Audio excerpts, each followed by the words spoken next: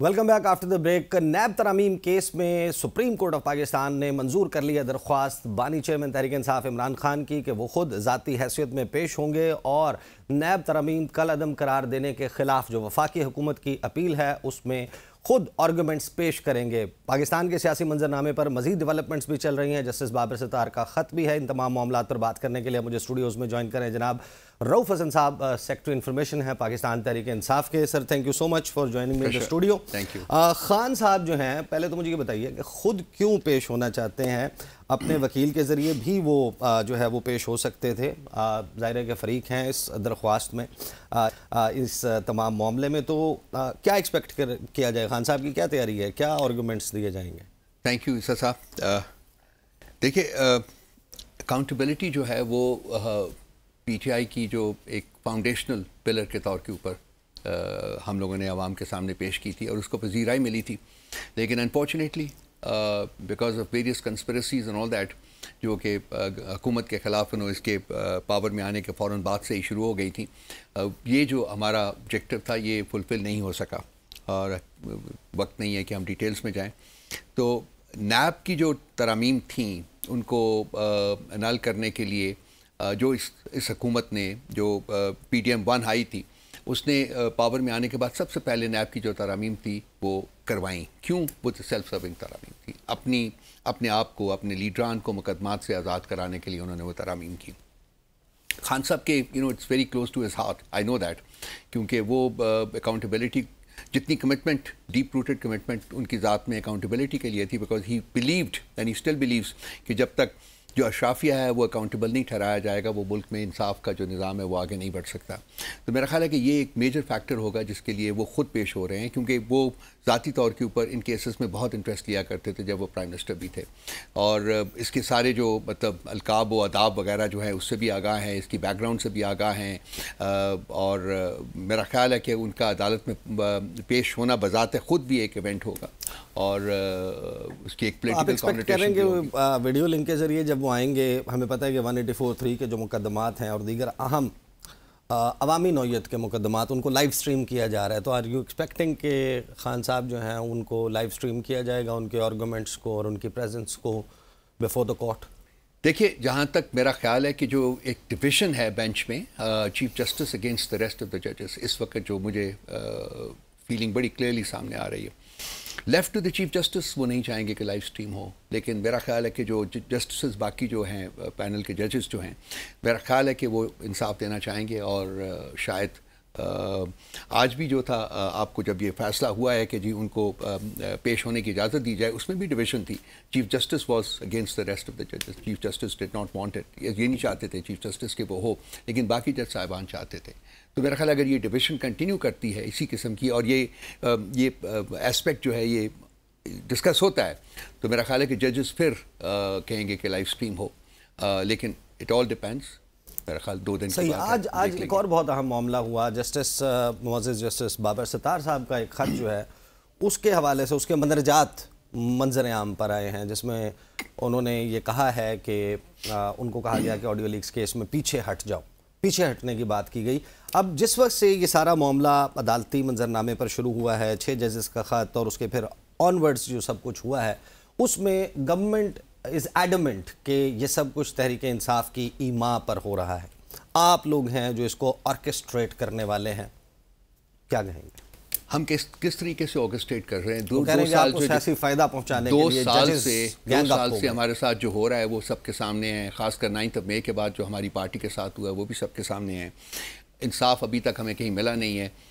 बाबर सितार साहब जो 6 जजेस ने जो लेटर लिखा था, उसके जो कंटेंट्स हैं, उनको भी कोशिश की थी चीफ जस्टिस ऑफ पाकिस्तान ने कि उनको अंडर द रैप्स डाल दे, सारा कुछ है। वो तो ये है कि जी इतना ज़्यादा गलती कर बैठे कि जी बाकी हाई कोर्ट्स को लेटर लिख दिए कि जी आप अपनी ओपिनियंस दें, और वो जो ओपिनियंस आई हैं वो ओरिजिनल लेटर है, उससे भी ज़्यादा ग्रेव हैं, उससे भी ज़्यादा भयानक हैं।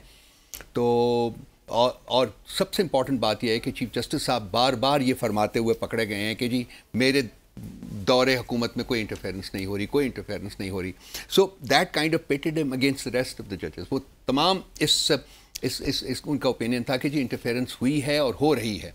और ये जो है बाबर सितार साहब का लेटर जो है, ये एक उसी की एक प्रूफ है, एक लिविंग प्रूफ है कि जी इंटरफेरेंस हो रही है।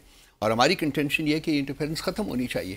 اس میں تو ہم جمہوریت کو مضبوط کر رہے ہیں, اس میں تو ہم انصاف کو مضبوط کر رہے ہیں, اس میں ہمارا کیا فائدہ ہے؟ ساری قوم کا فائدہ ہے. تو میں کہتا ہوں کہ ایک 2 سائلنٹ ریولوشنز آئے نا. ایک سائلنٹ ریولوشن تو 8 فروری کو آیا تھا جو بیلٹ پیپر کے ذریعے آیا تھا. دوسرا سائلنٹ ریولوشن یہ جوڈیشری کے اندر سے, بطلیہ کے اندر سے جو اٹھ رہا ہے, جو ان کا جو دبا کے بیٹھے ہوئے تھے, جو ایک وہ بار تھا ان کے اندر, انہوں وہ آہستہ آہستہ جج صاحبان جو ہے اس کو اسٹیٹ کر رہے ہیں. ملک کے لیے بہت اچھا ہے کھلے, کیونکہ جب تک انصاف نہیں ملے گا ملک آگے نہیں بڑھ سکتا. اور یہ ہمارا ایک فاؤنڈیشنل پلر ہے, جیسا کہ میں نے عرض کیا ہے. اگر اور جج صاحبان بھی ہیں, میں تو کہتا ہوں کہ اگر وہ جو اس لیٹر میں جو 6 آئی سی کے ججز نے لکھا تھا اس میں جو ایک ریکمنڈیشن تھی, اگر اس کو کر لیا جائے تو میرا خیال بہت کچھ کھل کے سامنے آ جائے گا. جوڈیشل کنونشن کی بات کی تھی, تو سب لوگوں کو اکٹھا کریں, تمام جج صاحبان کو اکٹھا کریں, ان کی کہانی سنیں وہ کیا کہتے ہیں تاکہ آگے بڑھا جا سکے. چیف جسٹس صاحب اس کے اوپر ایک ڈھکن رکھنا چاہتے ہیں, اکیلے کھڑے ہوئے ہیں انصاف کے تقاضوں کو ابھی بھی دبانے کی کوشش کر رہے ہیں. 6 جماعتوں نے بھی اس معاملے کے اوپر تحریک تحفظ آئین پاکستان بنائی, اور پہلے ایگزیکٹلی پلان کلیئر نہیں تھا, یہ سمجھ نہیں آئی. آپ لوگوں نے پہلے کہا کہ ہم پنجاب آ رہے ہیں, پھر کراچی کی بات ہوئی, اور پھر پنجاب میں فیصل آباد کا جلسے کی ڈیٹ آئی, پھر وہ تبدیل ہو گئی. کوئی جو ہے وہ آپ لوگ ایگری نہیں ہو پا رہے, آپس کے اختلافات ہیں, اجازت نہیں مل رہی, اور اگر اجازت نہیں ملتی تو کیا کریں گے ہی نہیں. وائی فیصل آباد جلسہ از ناٹ ہیپننگ؟ بیکاز اجازت آپ نے خود فرما دیا ہے. ہم لوگ ایک جلسے کی ہمیں اجازت نہیں ملی 9 مئی کے بعد, سال سے زیادہ عرصہ ہو گیا, اور ابھی بھی ہم نے ڈی سیز کو کافی دیر ہو گئی ہے ہم نے اپلائی کیا ہوا. اب ہم کورٹس میں گئے ہوئے ہیں, تو کورٹس کے ساتھ ہم امید کرتے ہیں کہ کورٹس ہمیں پرمٹ کریں گے جلسہ کرنے کی. جب بھی اجازت مل جائے گی ہم کر دیں گے, اگر نہیں ملتی, انکار ہوتا ہے, تو جلسہ تو ہم نے ہر صورت میں کرنا ہے. یہ فیصلہ ہو چکا ہو, اسی ماہ ہوگا. بالکل بالکل ہوگا جی. بہت ابھی آپ کو مہینے کے بہت زیادہ آگے نہیں جانا پڑے گا. جلسہ is definitely going to be held, not only in Faisalabad but also in Lahore, in Karachi, in so many other places جو کہ پلانڈ ہے. اب تو یہ جو ہمارا اتحاد ہے اس کے پلیٹ فارم سے یہ سارا احتجاج ہو رہا ہے نا. جلسے کریں گے. ایک آئیڈیا جب رمضان کی بات کے دوران ہم نے دیکھا کہ پاکستان تحریک انصاف کے کچھ لیڈرز کہہ رہے تھے کہ مارچ ہوگا اڈیالہ جیل کی طرف عمران خان کی رہائی کے لیے, کوئی لانگ مارچ, اس قسم کا بھی کوئی پلان ہے؟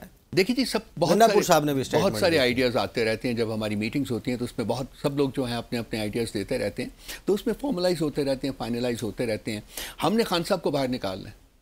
ہم چاہتے ہیں کہ قانونی راستے سے وہ باہر آئیں, لیکن اگر قانونی راستوں کو یہ بار بار بلاک کرتے رہیں گے جیسا کہ اب تک ہوا ہے, تو پھر دیکھیں گے کہ سیاسی میدان میں ہم کر سکتے ہیں. خان صاحب باہر ہی نہیں آنا چاہتے. خان صاحب کیوں نہیں باہر آنا چاہتے؟ بالکل آنا چاہتے ہیں, لیکن قانونی کا مطالبہ نہ کریں. ڈیل کر کے نہیں آئیں گے. انصاف کے تقاضوں کو پورا کرتے ہوئے باہر آئیں گے. کیسز کو ڈیفیٹ کر کے, جو ان کے ریلیگیشنز ہیں ان کو ڈیفیٹ کر کے باہر آئیں گے. ڈیل کر کے نہیں آئیں گے. یہ ہماری ڈیسیشن ہے, ان کی ڈیسیشن ہے, ہماری کیا ہے. صحیح. فضل الرحمان صاحب, آپ نے دیکھا کہ وہ بڑی آپ close to what P T I saying, line وہی لے رہے ہیں. ان کی تقریریں 9 مئی کے جلسے میں جو انہوں نے تقریر کی, اس سے پہلے کراچی میں تقریر کی, پھر پارلیمنٹ کے فلور پہ ان کی میڈیا کے ساتھ انٹریکشن. تو فضل الرحمان صاحب کے آپ لوگ قریب آ رہے ہیں. ہم کوئی ایکسپیکٹ کریں کہ یہ فیصل آباد نہیں تو اس سے اگلے جلسے میں اسٹیج پہ آپ کے مولانا فضل الرحمان بھی ہوں گے؟ جی, مولانا صاحب کے ساتھ میں ہمیشہ کنسیڈ کرتا ہوں آنیسٹلی کہ ایک میسو مسٹرسٹ کا ایک ریلیشن شپ, ایک تعلق رہا ہوا ہے ان کے ساتھ. لیکن پچھلے کچھ عرصے میں جو کانٹیکٹس ہوئے ہیں دونوں پارٹیز کے درمیان, اس سے وہ مسٹرسٹ کی جو فضا ہے وہ بہت امپروو کی ہے. اور آج ہم پوٹینشلی ایک پلیٹ فارم سے سیاسی احتجاج کرنے کی پوزیشن میں آ چکے ہوئے ہیں. اب یہ ہاں جی, اور اب یہ فارملائز کب ہوتا ہے؟ ہفتہ لگتا ہے, 10 دن لگتے ہیں, 15 دن لگتے ہیں, مہینہ لگتا ہے. کچھ ہوتے ہیں وہ نٹی اینڈ گریٹی, اس کو ایڈریس کرنے کی کوشش کی جا رہی ہے. لیکن ہم دونوں کے مقاصد ایک ہی ہیں. مقاصد ایک ہیں, ہم اکٹھے لڑیں, اپنی جدوجہد کریں, یا ایک ہی پلیٹ فارم سے کریں. مقصد تو ایک ہی ہے نا, کہ ملک میں اسٹیبلشمنٹ کی انٹرونشن ختم ہونی چاہیے, سیاسی انجینئرنگ جو ہے وہ ختم ہونی چاہیے. اس میں معاملہ یہ ہے کہ خان صاحب نے مارچ 2022 کے بعد جتنی تقاریر کی, اس میں 3 اسٹوجز کی جو بات کرتے تھے, اس میں ایک جو ہے وہ آپ مولانا فضل الرحمان کو قرار دیتے تھے. دیکھیے, you can't always live in the past. Isa صاحب آپ بھی یہ جانتے ہیں, one is to move on. اور اس وقت امپورٹنٹ چیز کیا ہے؟ کیا مولانا صاحب کے ساتھ ہمارے جو ذاتی ڈفرینسز ہیں جو رہے ہیں, کیا وہ زیادہ امپورٹنٹ ہے, یا ملک میں جمہوریت کی انٹروڈکشن اور بقا جو ہے وہ زیادہ امپورٹنٹ ہے؟ ہمارے نزدیک, ہمارے لیڈر کے نزدیک پاکستان سب سے زیادہ امپورٹنٹ ہے.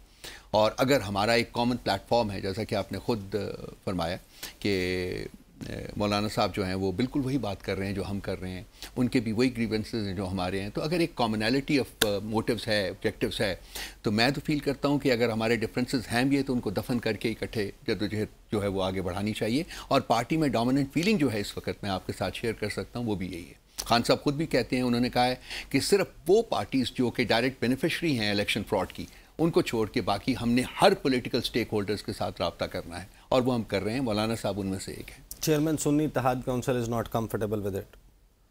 آپ کے وزیر اعلیٰ خیبر پختونخوا وہ مولانا کے حوالے سے کمفرٹیبل نہیں ہے، تو جب یعنی کہ یہ دو مین لوگ میں آپ کو بتا رہا ہوں، اس کے علاوہ بھی ظاہر ہے کہ ڈائسینٹنگ وائسز ہیں جو اس سے اختلاف رکھتے ہیں، تو یہ اوور کم ہو جائے گا؟ کون انگیج کون کر رہا ہے مولانا کے ساتھ؟ مولانا کے ساتھ ایک پولیٹیکل ٹیم ہے ہماری جو انگیج کر رہی ہے، اس میں جو لیڈ پلیئر ہیں وہ اسد کیسر صاحب وہ جاتے ہیں. جی بالکل. میں فیل کرتا ہوں کہ جی ایک اتنی بڑی پولیٹیکل پارٹی میں جو ڈفرینسز آف اوپینین جو ہے وہ ایک ہوتا ہے، اس کو آپ ایلیمنیٹ نہیں کر سکتے ہیں، لیکن اگر منیمل کامن ایجنڈا جو ہے اگر وہ اس کے اوپر آپ ایگری کر پاتے ہیں تو یہ تمام جو یہ جو ایسی ساؤنڈس ہیں جو کہ فلی ایگری نہیں کرتی، وہ ٹھنڈی پڑ جاتی ہیں اور آپ بات کو آگے بڑھا سکتے ہیں.